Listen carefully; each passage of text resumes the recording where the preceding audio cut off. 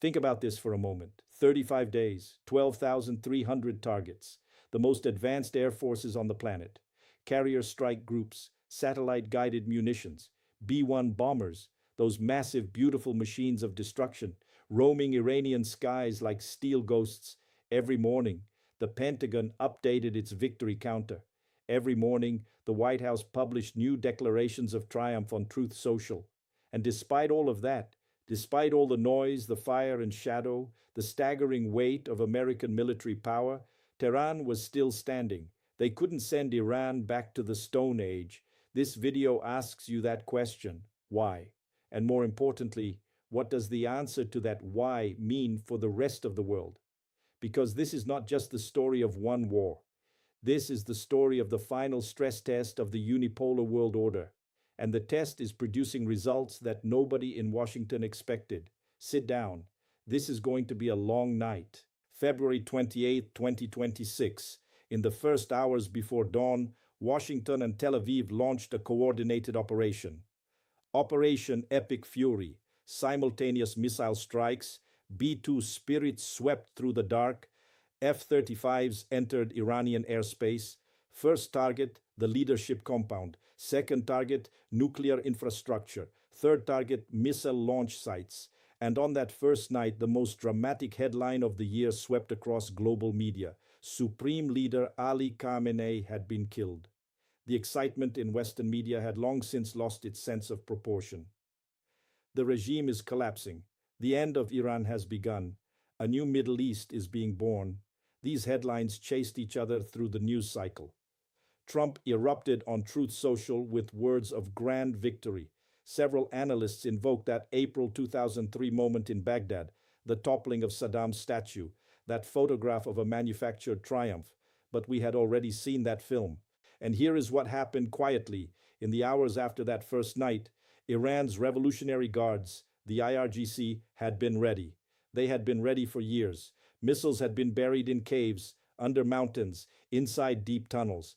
The command chain had long been decentralized, designed so that when leaders came under threat, the system would continue operating without fragmenting. These were not new skills. This was state intelligence forged across 8 years of the Iran-Iraq war, 2 decades of sanctions, 3 decades of threats. The first night ended. Iran had been struck, but it was not finished. Now we arrive at the most astonishing part of this story. Day 35. A U.S. intelligence official, one of the Pentagon's own people, a voice of the American state itself, told CNN anonymously Iran was still capable of wreaking absolute havoc throughout the entire region. After 34 days of bombardment, after 12,300 targets, approximately 50% of Iran's missile launches were still operational. A large portion of its drone capabilities was still functional. The coastal defense cruise missiles guarding the Strait of Hormuz, the weapons that defined the war's strategic arc, had never been meaningfully targeted. Who said this? A Russian, an Iranian, a global South critic? No, this was the voice of CIA, DIA, the United States intelligence community itself. The deep chasm between Trump's 12,300 targets announcement and his own intelligence community's assessment tells you something crucial, not about the military dimension of this war, but about its narrative dimension. Because modern hegemonic power is sustained not only by bombs, but by story. And the story this time did not hold. An F-15 was shot down over central Iran. Yes, American crew members went down on Iranian soil. By the Pentagon's own figures, 13 combat fatalities, more than 200 wounded soldiers. These numbers might seem small in the abstract, but in the grand picture they carry enormous weight. On the road to sending Iran to the Stone Age, there were also Americans heading somewhere they had not planned to go. As the war's first week closed, one needed to understand a foundational question. Why did this war actually begin? The official version was this: Iran was at the threshold of developing a nuclear weapon. A mass uprising in January 2026 had left the regime looking weak. Oman had assembled a negotiating table. Iran had offered to halt nuclear enrichment, accept IAEA verification. A deal was within reach. The Omani foreign minister had said, peace is close. On the morning of February 28th, the bombs started falling. The Omani minister could not conceal his shock. So why was it bombed? Was the real reason not what was being stated? Some analysts offer a different frame. This war was not designed to end Iran's nuclear program. It was designed to sever the energy network Iran had built with China, Russia, and the global south. And Iran, controlling the Strait of Hormuz, held the key to an energy economy operating outside the petrodollar system. And that key was considered far too dangerous in Washington. Certain wings of the deep state were not saying this explicitly, but the mathematics of events spoke far more powerfully than any official statement. The detail nobody is talking about, but the one that determines the game, is this: Larak Island. This small island sits at the eastern entrance of the Strait of Hormuz, off Iran's coast near the city of Bandar Abbas. Before this war, almost nobody knew its name. By April 2026, it was carrying the weight of global energy markets on its shoulders. After closing the strait, Iran did not close it completely. It did something far more sophisticated. The IRGC Navy established a narrow corridor around Larak Island. Anyone wishing to transit had to communicate with IRGC-linked intermediaries 72 to 96 hours in advance. They had to submit the vessel's IMO number, full cargo manifest, crew nationality list, beneficial ownership chain, and destination port. If approved, they received a clearance code. IRGC patrol boats escorted them through, and some of them paid $2 million per transit. Others settled in Chinese yuan or in stablecoin. Lloyd's List Intelligence called it a toll booth regime. In other words, Iran had placed a toll gate at the most critical choke point of global energy trade. The price list, approximately $1 per barrel of oil. For large vessels, a flat $2 million. Payment method, yuan or cryptocurrency. No dollars, no SWIFT, no New York. Brent crude hit $141 per barrel by late March, the highest level since the 2008 financial crisis. Wall Street analysts began openly discussing the $200 scenario. Gas in California approached $5.88 per gallon. Europe faced fuel queues. The Australian Prime Minister addressed the nation, the first such address since the COVID pandemic, telling people not to stockpile fuel over the Easter holiday. And in the middle of all this chaos, Chinese tankers, Indian LPG vessels, Pakistan-flagged ships slipped through the Larak corridor. China, Russia, India, Pakistan, everyone except the United States and Israel. There were now two kinds of countries in the world, those who could pass through the strait and those who could not. That distinction was no longer determined by military power. It was determined by what kind of relationship you had built with Tehran. How else can this be explained other than strategic genius? This is where the real breaking point begins. Day 26 of the war. Tel Aviv achieved one of its most significant operational strikes. An airstrike on Bandar Abbas eliminated IRGC Navy Commander Rear Admiral Alireza Tangsiri, the man who had designed the Larak corridor, the architect of the Hormuz toll system, along with his intelligence chief and the senior leadership of the IRGC Navy. The man who built the blockade was dead. So what happened? The system kept running because Iran had not built a military structure dependent on centralized leadership, just as the state mechanism continued functioning after Khamenei was killed on the war's first night. Leaders fell, but the system remained. This is structurally different from what we saw in Iraq, in Libya, in Syria. In those cases, the leader fell and everything collapsed. In Iran, leaders fall, and the system appears to absorb the blow. Why? Because the Islamic Revolutionary Guard Corps is not simply an army. It is a state within a state. Construction companies, energy firms, media organs, port operations, banking, sanctions weakened it, yes, but they also made it this self-sufficient, this resilient. Now let's look at the deeper truth this war has been telling us. In his national address, Trump said this: America was totally independent of Middle Eastern oil. If Iran closed the Strait of Hormuz, no problem. The United States produced its own energy. That sentence is technically true. The U.S. is the world's largest oil producer. But this is also true. Oil is a globally priced commodity. When Hormuz closes, global supply contracts and prices rise everywhere. In Texas, in California, everywhere. The mathematics of global interconnection overrides national sovereignty rhetoric every single time. But Trump's statement was hiding a more important question. If the US is not dependent on the Middle East, then why is it fighting a war with Iran? The answer is not energy independence, it is systemic hegemony. The United States has been engaged with this region not for oil, but to control what currency oil is denominated in. The petrodollar system, assembled since 1973, whereby Gulf oil is priced in dollars, revenues cycle back into US Treasury bonds, and this architecture underwrites global dollar dominance. That system is this war's actual backstory, and the Larak toll gate was the most concrete challenge to that system anyone had yet managed to construct. Iran was collecting Hormuz transit fees in yuan and crypto.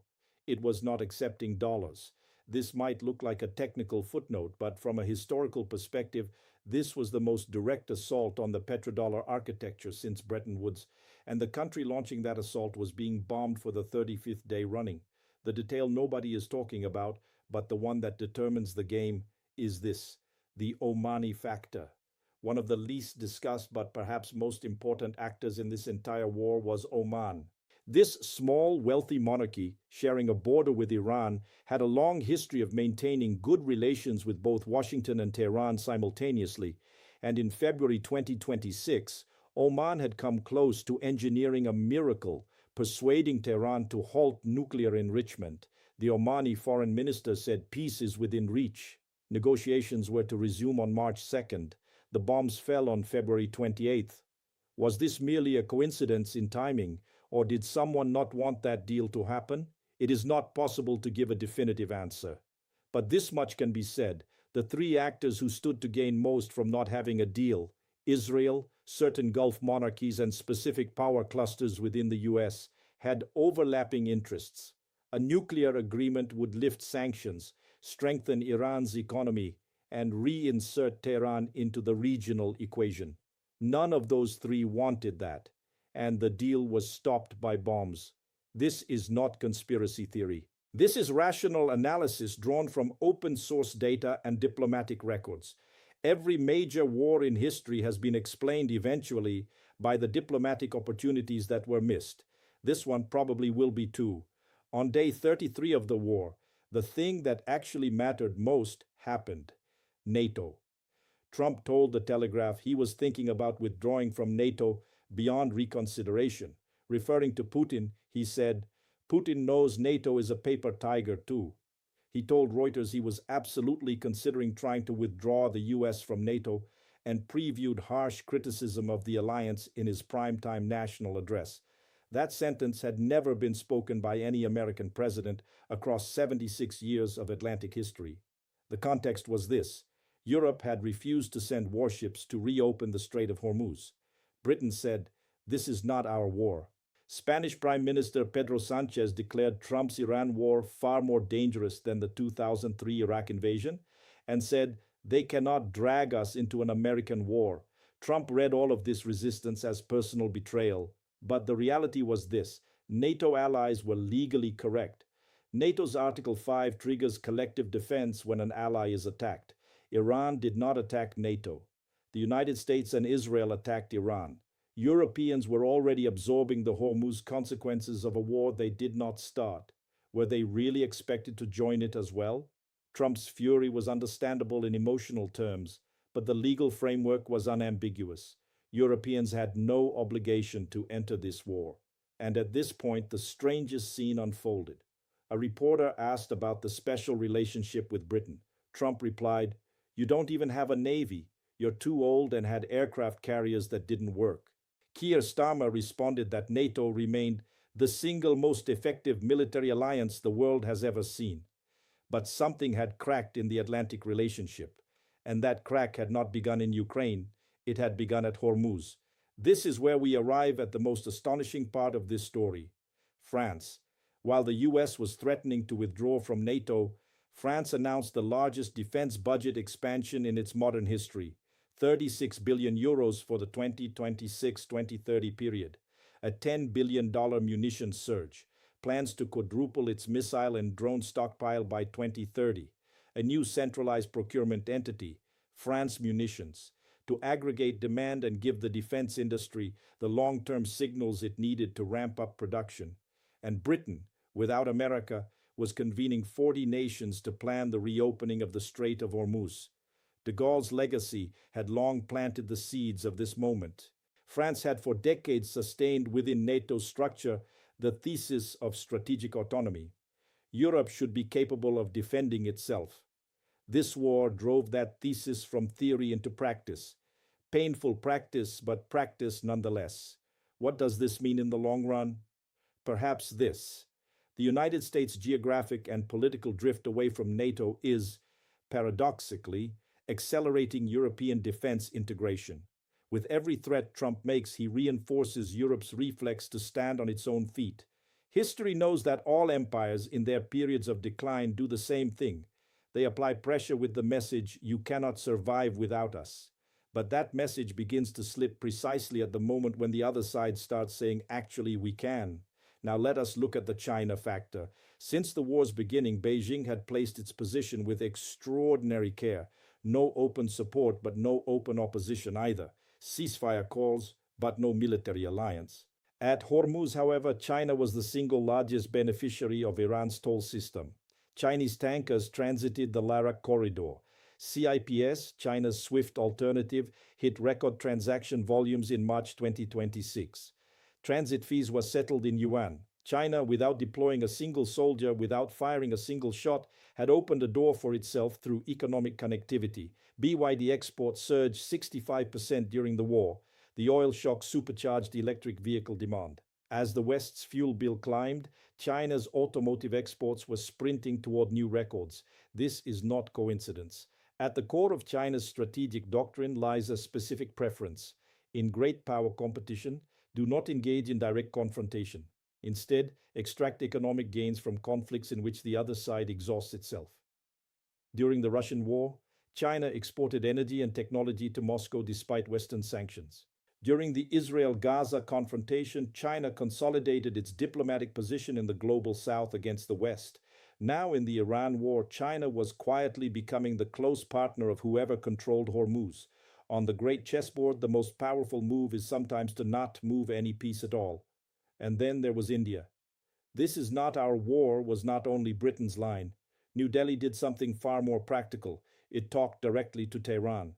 Indian-flagged LPG tankers transited the Larak corridor under IRGC escort. They paid nothing. Diplomatic language worked. This was a perfect demonstration of India's strategic autonomy. New Delhi was not sacrificing its own interests to please Washington, Tehran, or Moscow. It continued buying Russian oil through Western sanctions. It drew its own route through every geopolitical storm. And now, at the center of the largest energy crisis in decades, it moved its own tankers through Hormuz. Modi's India is becoming one of the clearest winners of the multipolar order. In a world where everyone is fighting, the country that fights nobody. And then Russia. Putin and Erdogan held a phone call. They demanded an immediate ceasefire. They warned of global impacts on energy, trade, and logistics. The Kremlin announced it. Ankara confirmed it. Neither is a NATO ally in practice. Russia not at all, Turkey formally a member but charting its own course. For Russia, this war carries both risk and opportunity. Risk: Middle Eastern instability pressures Russia's spheres of influence in Syria and around Iran. Opportunity: as the United States sinks deeper into the Middle Eastern swamp, Russia consolidates its position across the Eurasian equation. Moscow reads this war through the lens of Kyiv. Every American resource tied down here is time we gain there. Beijing reads it through the lens of Taiwan. As the U.S. exhausts itself in Hormuz, its credibility in the Western Pacific is being quietly tested. These two great powers are demanding no war. They are simply waiting, patiently. Trump addressed the nation on the evening of April 1st. "Our military objectives are nearing completion," he said. "The war will end shortly," he said. And then he added, "In the next 2 to 3 weeks, we are going to bring them back to the Stone Ages." That sentence lived inside a complete contradiction. If objectives were nearing completion, why 2 to 3 more weeks? If the war was ending shortly, why the request for a $1.5 trillion Pentagon budget? But the real problem was not that. The real problem was this. After that speech, oil markets did not fall. They rose. Markets read the raw signal clearly. This war was not ending anytime soon. Trump himself could not say it with confidence. The promise of sending Iran to the Stone Age remained suspended in the air as this video was recorded. It had not been delivered. For it to be delivered, the military, political, and economic conditions would all need to be radically different from what they actually were. Militarily, Iran's remaining missile capacity continued threatening American vessels. Air superiority had been established, but ground superiority was never even on the table, and Iran's coastal defense system still controlled Hormuz. Politically, Europe had not joined. Gulf monarchies were not providing open support. Pakistan and India had stayed out of the war. Russia and China had called for a ceasefire. There was no robust coalition at the UN. This was not the 1990-91 Gulf War. In that conflict, 34 nations had lined up against Iraq. Economically, oil prices were elevated, inflation was climbing, American households were already carrying $700 in additional annual tariff costs, and now an energy crisis had arrived on top of that. The Stone Age promise was a rhetorical weapon, but in the field the stones were speaking a different language. Now let us address the Hegseth factor. On day 35, U.S. Defense Secretary Pete Hegseth abruptly fired Army Chief of Staff General Randy George. Then two more officers, General David Hodden and Brigadier General William Green Jr., a senior command change during active wartime. Historically, this is rarely a good signal. Washington circles buzzed with competing interpretations. Some said they were reshaping military leadership to align it with Trump's agenda. Others said it was accountability for failures in the field. And some asked the question that hung in the air without an answer. If the war is truly nearing completion, why is a leadership change necessary right now? That question remained unanswered, but its existence alone was meaningful. Now let us turn to the thought experiment this war demands. Remember 2003. Iraq, 21 days. Baghdad fell. Saddam's statue came down. Mission accomplished, flew from the deck of an aircraft carrier. What came after is well known. A decade of chaos after that manufactured triumph, an endless occupation, and finally American forces withdrawing in 2011. And today, Iraq is one of the countries most firmly within Iran's sphere of influence. Now look at Iran. 35 days, 12,300 targets, and still, approximately 50% of missile launchers operational. Still, the Hormuz toll booth running. Still, a new Revolutionary Guard leadership at its post. History does not like the promises powerful nations make about sending smaller nations to the Stone Age. Remember Vietnam. We'll bomb them to the negotiating table, they said. The negotiating table came, but only after 58,000 Americans and 3 million Vietnamese had lost their lives. Remember Afghanistan. We'll eliminate the terror, they said. 20 years later, the Taliban sat at the same table it had always sat at. Remember Libya. Once Gaddafi is gone, everything will stabilize, they said. Today, Libya is a dysfunctional state with multiple competing governments. Iran studied this list, and it encoded everything it learned into its territory, its institutions, its military doctrine. Did the planners of this war not read those lessons? Or did they read them and expect a different result? There is one more truth hiding in plain sight. The truth nobody is talking about, but the one that determines the game, the human cost. And Iran, as of day 35, had absorbed at least 2,076 dead and 26,500 wounded, over 120 historical sites damaged, more than 600 schools and education centers struck. The Pasteur Institute, 100 years of medical research, destroyed. A girls' elementary school hit, killing over 170 children. These numbers are not abstractions. Each one is a name, a family, a life. History knows something important about these numbers. They do not always produce the political outcome that inflicts them. The bombing of Dresden did not break German civilian morale in 1945. It deepened it. The bombing of Hanoi did not break Vietnamese resolve. It hardened it. The bombing of Fallujah did not create a stable Iraq. It created the conditions for insurgency. Inside Iranian society, something different from the planners' expectations appeared to be developing. The first wave of protests in January 2026 had been against the regime, but the sound of bombs, the fear of foreign invasion, the surge of national identity, these are the conditions in which regimes have historically consolidated, not collapsed. The Bay of Pigs attack in Cuba in 1961 did not weaken Castro, it strengthened him. Foreign assault places internal opposition in the position of collaborator. How this calculation was playing out inside Iran, the coming months would tell far more clearly. There is one final thread to pull. Iran's parliamentary committee advanced the Strait of Hormuz management plan to a full vote. The legislation would codify what the IRGC had already been doing since mid-March, charging vessels approximately $2 million to transit a northern corridor around Larak Island, collecting payment in Chinese yuan and cryptocurrency, and banning any ship linked to the United States or Israel from passage at any price. Iran and Oman were simultaneously co-drafting a bilateral monitoring protocol that would give the two states, whose territorial waters together span the entire 21 nautical miles of the strait, joint administrative control over every vessel entering or leaving the Persian Gulf. Read that sentence again slowly. Iran and Oman, joint administrative control over every vessel entering or leaving the Persian Gulf. This is not the rhetoric of a country on the edge of collapse.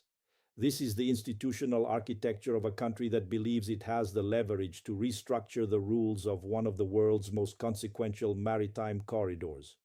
Whether that belief is correct, whether the United States can ultimately force the strait open, is a question the next few weeks will attempt to answer. But the fact that Iran is legislating this system, institutionalizing it, codifying it, tells you what Tehran believes about its own position in this moment. 35 days ago, when this war began, it was built on a story.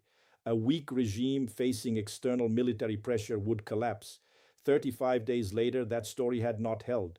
Iran was still standing, the strait was still at the gate, oil was still elevated, NATO was still shaken, and the world was still waiting to understand who would actually win what in this war. Perhaps the question worth asking at this point was, who exactly was being sent back to the Stone Age? Was it Iran, whose physical infrastructure was being bombed, who was absorbing devastating human casualties, who faced the risk of global isolation? Or was it the strategic hegemon, who had lost its European allies in the process, who had placed NATO under existential question, who had raised energy prices against its own citizens, and who could not claim an unconditional victory on the field after 35 days of the most intensive air campaign in decades? History will answer that question. And history, as always, does not rush. But when the answer comes, a great deal will have already changed. We are a geopolitical analysis channel. We examine what is happening in the world from the angles mainstream media does not cover. Multiple perspectives, contextual analysis, not the short-term news cycle, the long-term frame. If this kind of analysis is useful to you, subscribe, turn on notifications.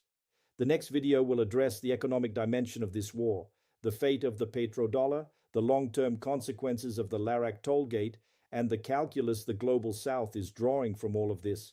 Because the real war always begins before the bombs fall, and always ends long after they stop, and we are here, right in the middle of it, in the